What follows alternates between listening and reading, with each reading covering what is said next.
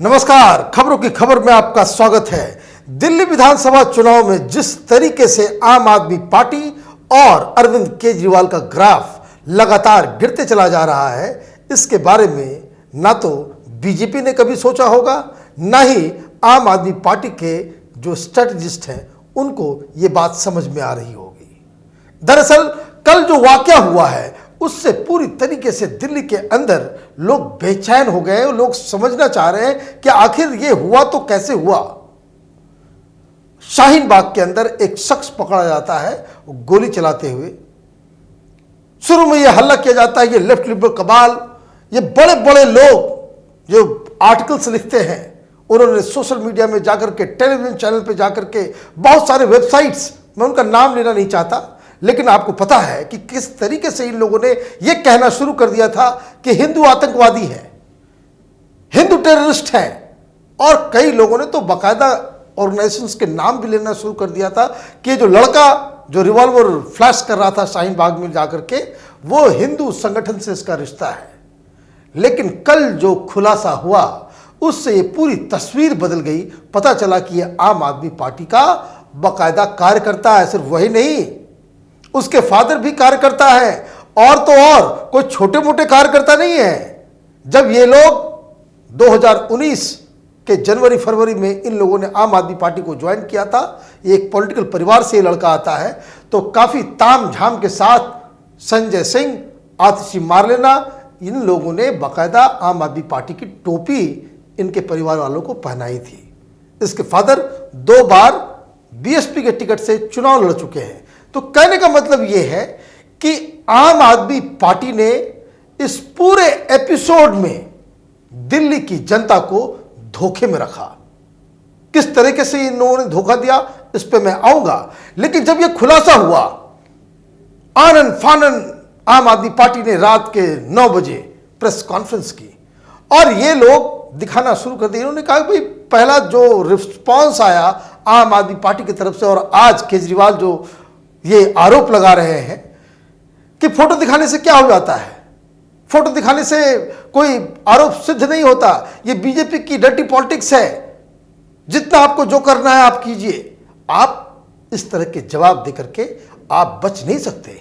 वो इसलिए नहीं बच सकते कि जो पहला दलील आपका ये है कि भाई फोटो दिखाने से क्या होता है। अगर फोटो दिखाने से कुछ नहीं होता है तो रात के 9 बजे आपने पूरे देश को ये जो प्रेस कॉन्फ्रेंस करके जो बताया, आपने क्या बताया? आप भी तो फोटो ही दिखा रहे थे कि ये फोटो शिवराज सिंह चौहान का है, तो ये फोटो इसका है, ये फोटो उसका है। तो आप फोटो दिखा करके किसी पॉइंट को प्रूव करें तो वो आप सत्य हरिश्चंद्र हो गए। और एक इन्वेस्टिगेशन के तहत दिल्ली पुलिस उसके फोन से फोटोग्राफ्स रिकवर करके निकाल रही है, तो वो कोई साक्ष्य नहीं है, उसका कोई महत्व नहीं है। और ये डर्टी पॉलिटिक्स नहीं है। डर्टी पॉलिटिक्स ये है, और जिसका मैं कह रहा हूं कि ये किस तरीके से एक साजिश है, कि एक तो उस लड़के ने जिसके फोन से ये सारे फोटोग्राफ्स निकले हैं, जहां से ये सब कुछ शुरू हुआ, उस लड़के ने अपने फोन के सारे ऑडियो, वीडियो और इमेज के फाइल्स को उसने क्यों डिलीट किया? अगर वो कोई नॉर्मल सा इंसान होता, गुस्से में आकर के वो रिवॉल्वर लेकर के वहां चला गया होता, तो शायद वो ये हरकत नहीं किया होता। और उसके बाद उसने फोन को बाकायदा छिपा करके क्यों रखा? पकड़े जाने के बाद वो सारे फोल्डर्स को रिट्रीव करना पड़ा है दिल्ली पुलिस को। इसका मतलब यह है कि चूंकि आप जानते थे कि अगर आप पकड़े जाएंगे तो आपके रिश्ते आम आदमी पार्टी के साथ निकल जाएंगे, और इसलिए आपने वो सारी तस्वीरों को आपने डिलीट कर दिया। अब दूसरी बात जिसका एक्सप्लेनेशन केजरीवाल दे रहे हैं, ये मैं बार बार इस बात को कहता हूं कि लोगों को केजरीवाल बेवकूफ बनाने में सबसे आगे हैं, एक्सपर्ट। उन्होंने कह दिया कि भाई ये तो डर्टी पॉलिटिक्स है, ये है, वो है, सारा कुछ कह दिया।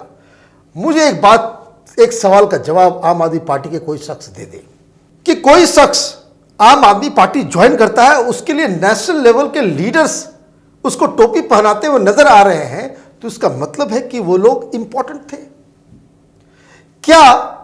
जहां पे ये लड़का रहता है, जो ये सारे ये जो लेफ्ट लिबरल और ये जो तथाकथित जो मीडिया है, लेफ्ट लिबरल मीडिया, ये साबित करना चाह रहे हैं कि ये इसका कोई रिश्ता नहीं आम आदमी पार्टी से, मुझे इस बात का कोई जवाब दे दे कि क्या जहां पे ये लड़का रहता है उसके आसपास आम आदमी पार्टी का कोई कार्यकर्ता ही नहीं है, कोई इसे जानता पहचानता भी नहीं है। चुनाव का वक्त है, कोई लोकल लेवल का कोई लीडर है, आपकी पार्टी से उसका रिश्ता है, चुनाव का पूरी गहमा गहमी चल रही है, चुनाव प्रचार चल रहा है, इस बीच में उसको पहचानने वाला जानने वाला कोई शख्स नहीं है। दरअसल हुआ क्या होगा, ये आम आदमी पार्टी और केजरीवाल क्यों दिल्ली की जनता को बेवकूफ बना रहे हैं, उसको भी समझना जरूरी है। हुआ यही होगा कि ये लोग, जब ये लड़का पकड़ा गया होगा तो इमीडिएटली गली मोहल्ले में हर जगह आम आदमी पार्टी के कार्यकर्ता है, उसको पता चल गया होगा, ये बात केजरीवाल तक ये बात पहुंची होगी। और ये जो फोन से जो सारे फोटोग्राफ्स वगैरह जो डिलीट किए गए हैं, उससे उनको लगा होगा कि कम से कम 5-7 दिन बीत जाएगा, वोटिंग के बाद फिर देखा जाएगा। इसलिए आम आदमी पार्टी चुपचाप इस मसले के ऊपर शांत हो गई। जो पहला रिएक्शन था, रिएक्शन के बाद फिर ये लोग शांत हो गए, कोई बवाल नहीं मचा रहे थे कि भाई शाहीन बाग पे हिंदूवादी ताकतें और हिंदू संगठन के लोग गोलियां चला रहे हैं। इस मसले को ही बाकायदा इन लोगों ने अंडर द कारपेट गायब कर दिया। लेकिन यह शर्तिया मैं कह सकता हूं कि ऐसा हो ही नहीं सकता कि दिल्ली के अंदर में आम आदमी पार्टी का कार्यकर्ता के साथ कोई जुड़ा हुआ हो, पॉलिटिकल फैमिली का हो, और पॉलिटिकल पार्टी को, आम आदमी पार्टी को यह पता न चले कि वो शख्स कौन है। तो ये बात सच्चाई तो तब होती कि खुद ब खुद आम आदमी पार्टी के लोगों को वो आकर के कहते, ये कबूल करते कि ये हमारे साथ था, अब है या नहीं है। लेकिन पकड़े जाने के बाद जब आप इस तरह की दलील देते हैं तो वो दलील काम नहीं करती है। तो एक मसला ये है, और दूसरा मसला कि चूंकि इस पूरे खेल में आम आदमी पार्टी पूरी तरीके से एक्सपोज हो गई है, तो दूसरा आज फिर एक नया मसला सामने आया है जिसको लेकर के केजरीवाल के पसीने छूटने लगे हैं। अब देखिए किस तरीके से टेलीविजन पर जो उनका बयान आ रहा है कि नहीं उनको जो अनाउंसमेंट करना है करें, जो घोषणाएं करनी है करें, बाकी उनके जो समर्थक वर्ग जो है वो सोशल मीडिया पे चालू हो गया कि ये जो मॉडल कोड ऑफ कंडक्ट का जो है वो अवहेलना है, प्रधानमंत्री मोदी को अभी अनाउंसमेंट नहीं करना चाहिए था। और ये मसला ऐसा है कि जिससे दिल्ली के वोटिंग के ऊपर असर होने वाला है, क्योंकि मोदी सरकार ने आज राम मंदिर निर्माण के लिए जो लास्ट जो लीगल जो बाधा थी उसको जो है वो खत्म कर दिया है। ट्रस्ट के निर्माण की घोषणा कर दी गई है और प्रधानमंत्री मोदी लोकसभा के अंदर आकर के उन्होंने पूरे डिटेल में बताया ये ऐतिहासिक घोषणा है। इस घोषणा के लिए, इस तरह के अनाउंसमेंट के लिए हिंदुस्तान के करोड़ों लोग इसका इंतजार कर रहे थे कि सुप्रीम कोर्ट का तो फैसला आ गया, लेकिन मंदिर का निर्माण कब होगा। और यही वो आम आदमी पार्टी है, यही वो संजय सिंह है, यही वो केजरीवाल है जो बड़े तंज के साथ बीजेपी से ये सवाल पूछा करते थे कि मंदिर वहीं बनाएंगे लेकिन तारीख नहीं बताएंगे। तो केजरीवाल को आज, संजय सिंह को आज और आम आदमी पार्टी के उस सारे लोगों को पता चल गया होगा कि राम मंदिर बनने का तारीख कब है।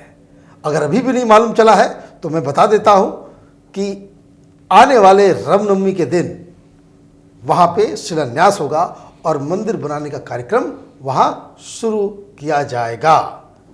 लेकिन इस मसले का दिल्ली चुनाव पे क्या असर पड़ेगा, इसके असर होने के दो तरीके हैं। एक तो जो बहुत सारे लोग जो इसका इंतजार कर रहे थे कि मोदी सरकार कब ये फैसला लेगी, कब से निर्माण का काम शुरू होगा, तो उसके लिए खुशखबरी है और इसके लिए क्रेडिट बीजेपी सरकार को ही जाती है। क्योंकि मैं आपको बता दूं कि अगर इस वक्त जब ये पूरा केस जो चल रहा था, अगर यूपीए की सरकार होती, किस तरीके से ये पूरा मसला लटका रहा, 10 साल के आसपास ये मसला हाईकोर्ट में फैसला होने के बाद ये लटका हुआ था। यूपीए के दौरान 1 इंच भी प्रोग्रेस नहीं हो रहा था, काफी जद्दोजहद करना पड़ रहा था। और जब कोर्ट में इसकी सुनवाई शुरू हुई तो आपको याद होगा कि कांग्रेस पार्टी के कपिल सिब्बल और ये लोग सारे लोग ये मांग कर रहे थे कि इसको जितना देर तक खींचा जा सकता है, जितना एक्सटेंड किया जा सकता है, आप उसे एक्सटेंड करें। तो इनकी स्ट्रेटजी थी कि इसको किसी तरीके से आगे खींच के ले जाया जाए, और अगर मोदी सरकार नहीं होती तो यकीन मानिए कि अभी तक इस पे फैसला नहीं आया होता, ये मसला बिल्कुल लटका हुआ ही होता। तो लोग इस बात को मानते भी हैं और लोग इस बात को स्वीकार भी करते हैं कि जो राम मंदिर का जो पूरा मसला था, इसके लिए क्रेडिट मोदी सरकार को जाता है, और इसलिए इसका इन्फ्लुएंस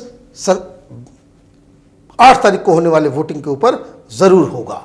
दूसरी समस्या क्या है? दूसरी समस्या यह है कि टेलीविजन चैनल पे जो अगले 1-2 दिन में जो बहस जो राम मंदिर पे होगी, तो जो मुस्लिम समाज के जो तथाकथित जो भड़काऊ भाईजान लोग सब हैं, जो लोग टेलीविजन चैनल पे आकर के ऊल जलूल बातें करते हैं, और जिस तरीके से ओवैसी ने बयान दे दिया कि ये बिल्कुल नहीं करना चाहिए था, अभी अनाउंसमेंट नहीं करना चाहिए था, तो होता यह जिस तरह से सीए के बहाने मुसलमानों को भड़काया गया है, फिर राम मंदिर के बहाने भड़काया जा रहा है। कोई ये बात सच बताने के लिए तैयार ही नहीं है।